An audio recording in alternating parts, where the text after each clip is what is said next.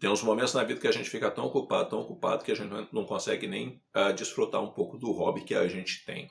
E o mês de junho foi bem assim, eu fiquei extremamente ocupado e não consegui ler muito quadrinho não. Mas o pouco que eu li, eu quero conversar com vocês, quero partilhar com vocês aqui nesse vídeo. Sejam muito bem-vindos ao Eu Leio Gibi, o meu nome é João e o vídeo de hoje é para a gente conversar um pouquinho sobre as leituras que eu fiz no mês de junho.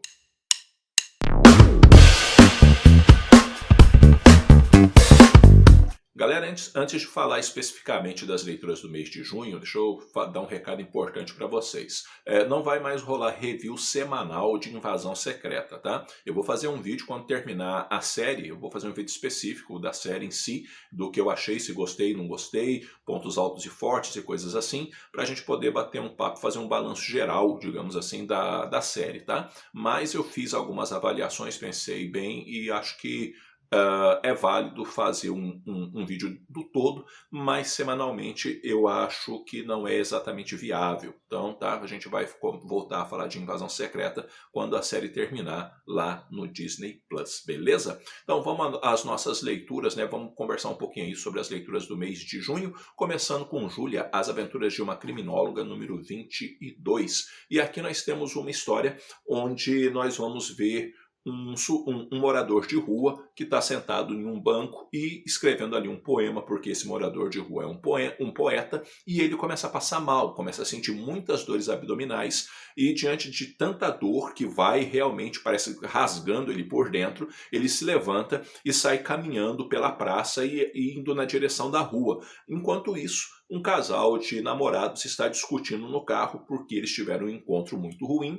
A partir da perspectiva, o rapaz, ele achou que não foi tão ruim não, que eles foram no cinema e achou o filme muito bom. A moça, por outro lado, achou uma porcaria, porque ela não gosta de filme de ação, e além de não gostar de filme de ação, o encontro ficou resumido ao filme, e ninguém conversou e tudo mais. O que ela queria mesmo era conversar com o sujeito, ou seja, dar aquela discutida na relação, mas diante de todo o entreveio que está ali no carro e na discussão deles, o rapaz não está olhando para frente.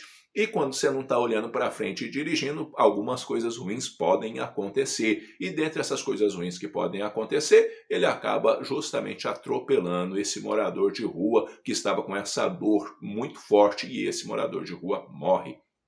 O rapaz, obviamente, fica desesperado por ter matado uma pessoa, mesmo que não o quisesse fazer, né, o atropelou, e diante daquilo tudo e daquela angústia, é feita então a autópsia naquele homem, e uma vez que é feita a autópsia, se descobre que ele não estava, aliás, que ele estava envenenado, por isso a razão de tanta dor.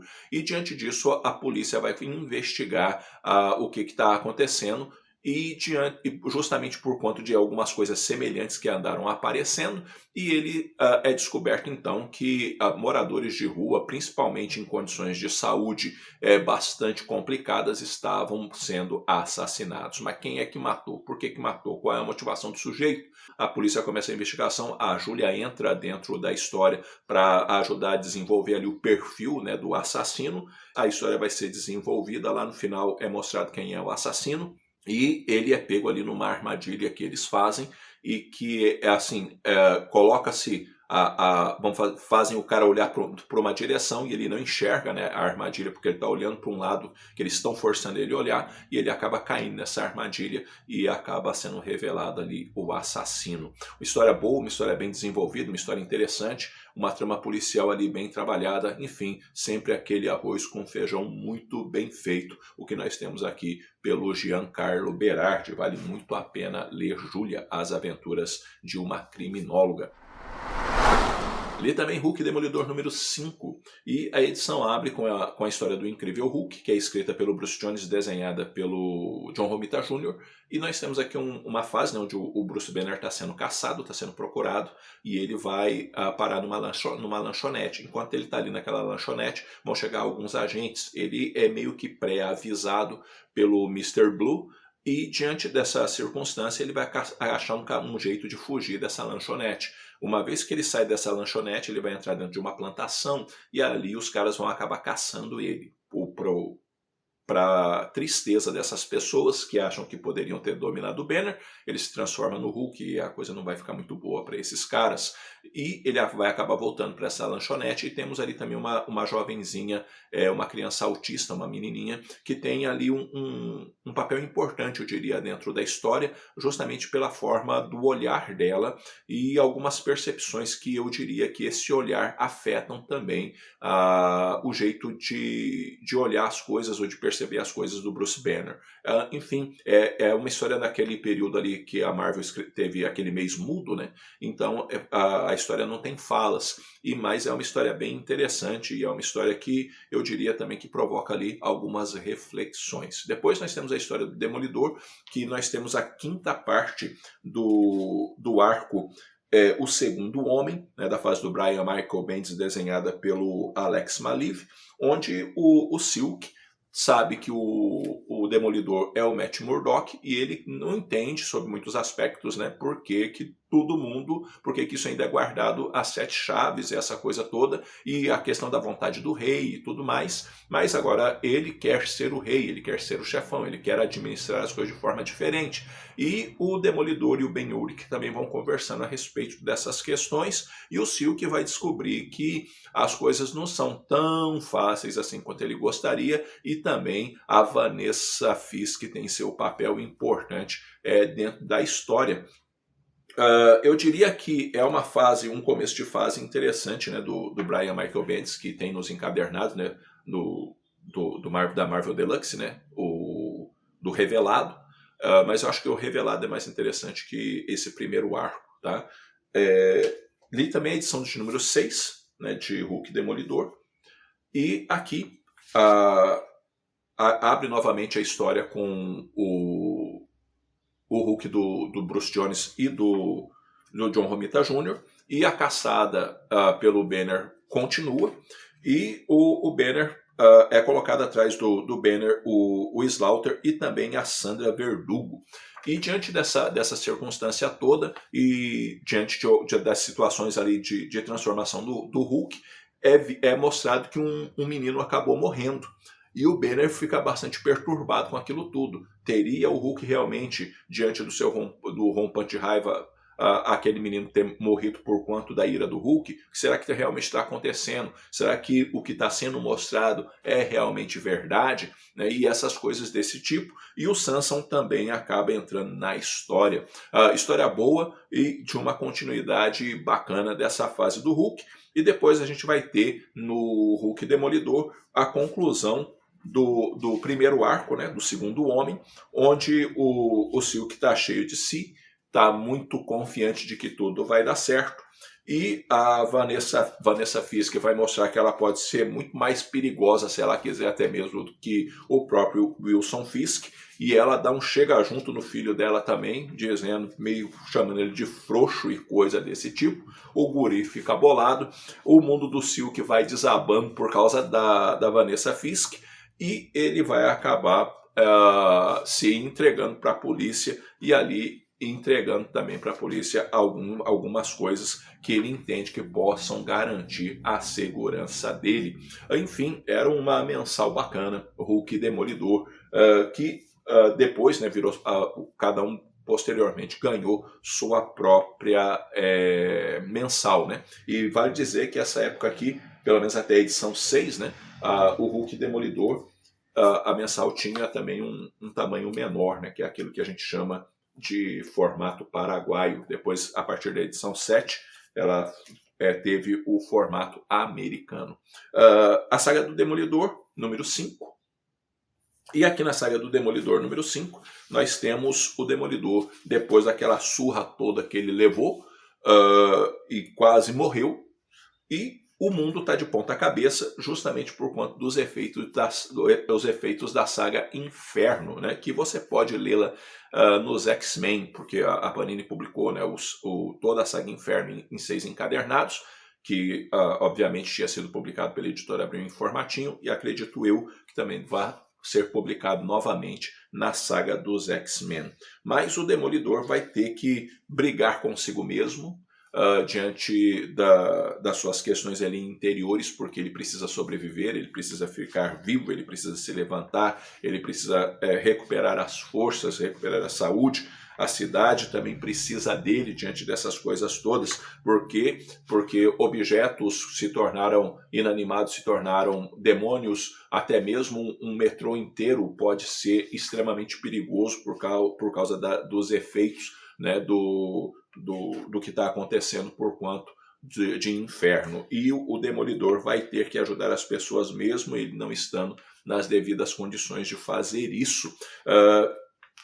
E também a gente vai ter uma história onde o Demolidor vai encarar ali o Coruja, e também um sujeito que adotou uma criança, né, um morador de rua que adotou uma criança, está procurando essa criança, e essa criança ele tem um papel ali, acaba tendo um papel importante, digamos assim, na trama, e também tem aquela questão entre a antiga geração e a nova geração, e como muitas vezes comete-se o equívoco de esquecer a importância do antigo, né? E essa história, no caso, ela é desenhada pelo Steve Ditko, né? Posteriormente, na história seguinte, vai ter a conclusão dos eventos que envolvem Inferno, tá? na história, e algumas coisas que também ali nos diálogos do Demolidor com o Mephisto, num bar, que chama bastante a atenção, e eu achei bem bacana essa história.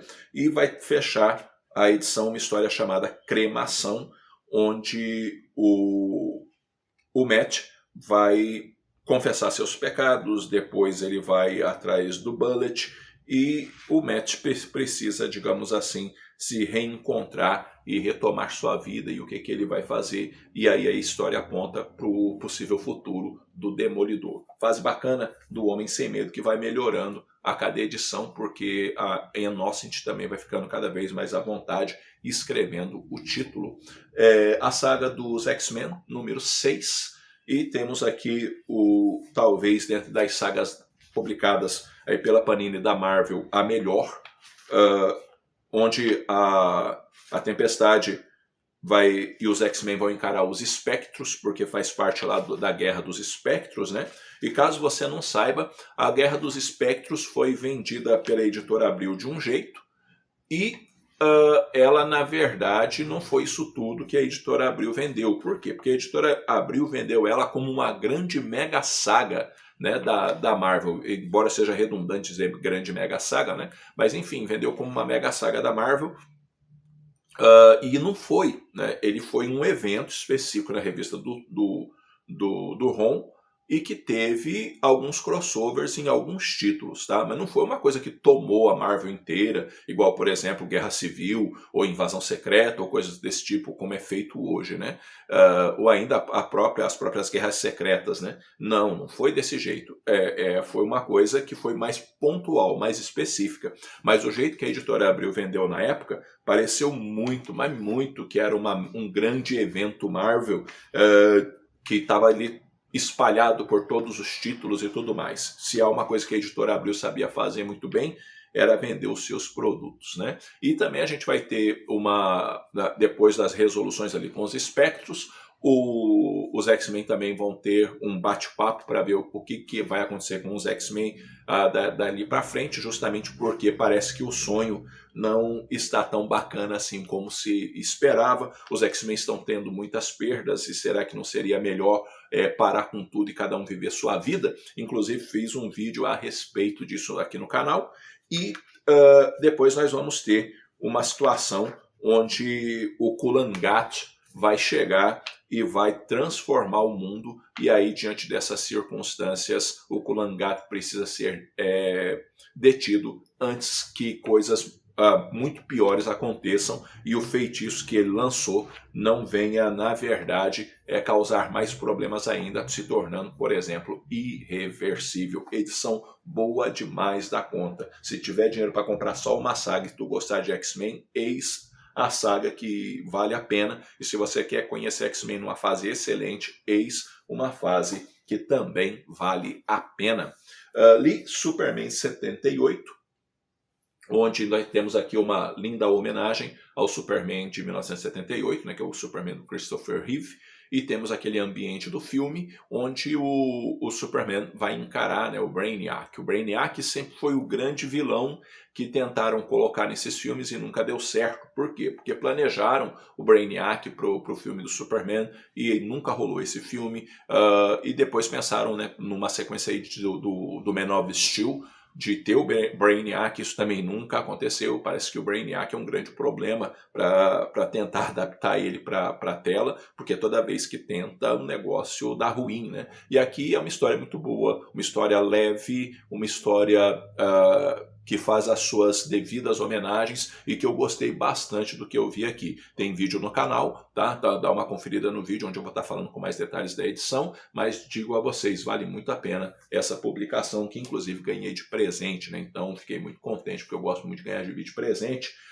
Li também Cast, volume 1, Das Cinzas às Cinzas, edição da editora Script. E nós temos aqui Cold Cases, né? Então, o que se passa aqui se passa depois do que tem sido publicado nos ônibus, né, do Cast. E se você não leu nada, não tem problema, porque dá para entender numa boca tudo que está acontecendo. Tá? Justamente porque são circunstâncias específicas, casos específicos, que são aqueles casos não solucionados, né, em que tem dois policiais lendo os arquivos sobre o Cast e tratando desses assuntos, dessas histórias que não foram 100% resolvidas. Edição muito boa, história muito boa, e que será um total de 2 volumes, né, publicado pela editora Script. Tem resenha no canal, onde você pode, onde ali eu falo mais profundamente a respeito da edição. Tá? E para terminar, a grande decepção do mês, do El Sueñero, ou El Sonheiro, o Sentinela dos Sonhos, do Henrique Breccia, que é uma publicação da editora Trem Fantasma. Gente, é assim, é muito bem desenhado. A arte do Breccia é um negócio lindo, tá? Não tenho o que dizer. Mas não rolou, não. Por quê? Porque a história não é legal, sabe? Não é legal. Em resumo, o El Sonheiro, ele recebe uma missão, tá? Nas primeiras histórias, onde ele tem que pegar determinados personagens que são tidos como lendas, mitos e coisas assim, para levar para um determinado lugar. E para ele poder romper a barreira do tempo, do espaço, da realidade, é utilizado o mar, porque foi descoberto que é no mar que existe, digamos assim, a passagem para esses lugares. O plot é legal, né? O plot é legal. Mas o desenvolvimento não é. As histórias, elas acabam ficando cansativas, são histórias curtas, sabe? São as historinhas aí de 8 páginas. E acaba ficando cansativo, acaba ficando chato. Eu entendo a proposta, entendi realmente a proposta, entendo a crítica colocada ali, entendo também as alegorias que ele está usando para tecer as considerações que ele precisa, e não só isso também, todo o lance, né, do conflito entre a Argentina e a Inglaterra, por quanto das Malvinas e outros elementos. Mas, sabe aquele gibi que você tem que fazer muita força para ler, porque se você não fizer força para ler, você desiste da leitura? Essa é a questão. Então, eu tenho aqui um gibi de uma arte muito bonita, mas eu tenho um gibi de uma história que de repente alguém vai ficar bravo comigo, mas que eu achei enfadonha, sabe? Achei enfadonha, achei cansativo. Eu sei que teve muita gente que falou extremamente bem dessa publicação e que gostou muito. Mas eu não gostei, sabe? Eu não gostei mesmo. Eu achei a história, a narrativa de baixa qualidade, embora uma arte de alta qualidade. Se eu fosse julgar ou ponderar sobre esse gibi só pela arte, eu diria que é um espetáculo.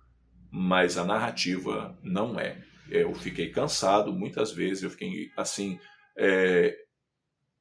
entediado lendo o gibi. E toda vez que isso acontece comigo, eu tenho um problema sério, sabe, com a publicação. Então, não curti, sabe, El Sonheiro. ele é para mim a grande decepção do mês, sabe? Porque não rolou, sabe? Não rolou mesmo. E para mim, se eu tenho a pior publicação do mês, como eu não conhecia nada do personagem, essa é a grande surpresa do mês para mim, que é o Cassidy, e a melhor leitura do mês é a Saga dos X-Men, volume 6. Bom, é isso daí, galera. Eu vou ficando por aqui. Eu espero que esse vídeo tenha tido alguma utilidade para vocês. Me diz aí o que você anda lendo, o que você anda lendo de bom, o que você anda lendo que você não achou tão bom, o que você de repente leu e ficou decepcionado. Vamos conversar um pouquinho, porque vocês sabem que conversar com vocês é sempre muito bom. No mais, eu vou ficando por aqui. Antes de terminar o vídeo, quero deixar na tela o nome dos apoiadores do canal. Valeu pela força e pelo apoio de todos vocês. O apoio de vocês é de fundamental importância para a manutenção do Eu Leio Gibi. Se você deseja se tornar um apoiador do Eu Leio Gibi, tem um link aí na descrição do vídeo, que vai te remeter a um vídeo específico em como você pode ser um apoiador aqui do canal. Valeu pela força, pelo apoio de todos vocês. Logo eu estou voltando com outro vídeo. Um abraço forte em todo mundo. Até a próxima.